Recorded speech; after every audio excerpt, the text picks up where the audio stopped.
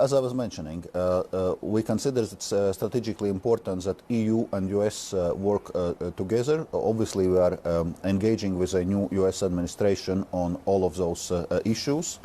But it's also clear that we are ready to defend our values and also our interests and rights if that becomes necessary. But dismantling that hard-fought agreement, I remember the years with Angel Gurriel fighting for the OECD deal. He was so robust about it, you remember. We got there, and now it looks like Trump wants to dismantle the global tax deal on minimum corporation tax, just for one measure. And again, if we don't dismantle it, he's going to use an old tax law to be punitive against the EU, because we've got Digital Services Act and we've got other things which actually potentially he sees as punitive to American companies. First of all, it's indeed a bit of an irony because US was very much behind this global tax deal and was facilitating that it's actually reached. And there are common interests of US, EU and the global community to have this tax deal to make sure that multinationals are paying their fair share of tax, not hiding profits somewhere in some offshore jurisdictions and so on. And this global tax deal helps to achieve it.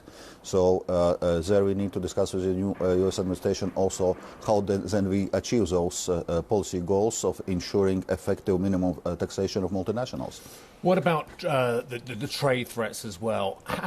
It was no surprise that Donald Trump is threatening tariffs. There was no day one tariffs as well. Are discussions ongoing about tariffs and about trade with the US at the moment? Have we started those negotiations with the administration?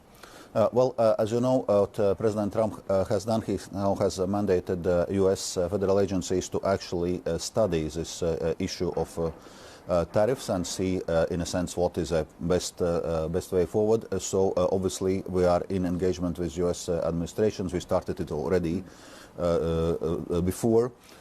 To find a pragmatic way forward.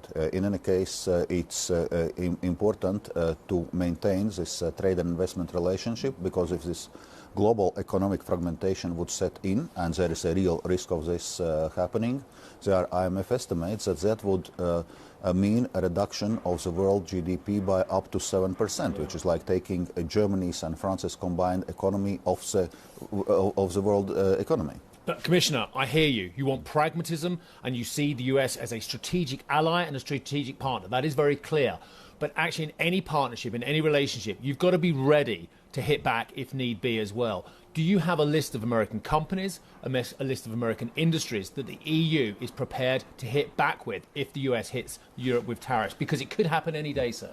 Well, it's probably now premature to discuss it in these terms. As I said, EU is ready to defend its interests. The EU would hit back, sir. The EU would impose tariffs on US goods if need be. Well, if you remember from the previous Trump administration, when Trump was introducing tariffs against EU steel and aluminium, EU was responding in a proportionate way, defending also our economic interests. And as I said, that's what we are ready to do if it becomes necessary.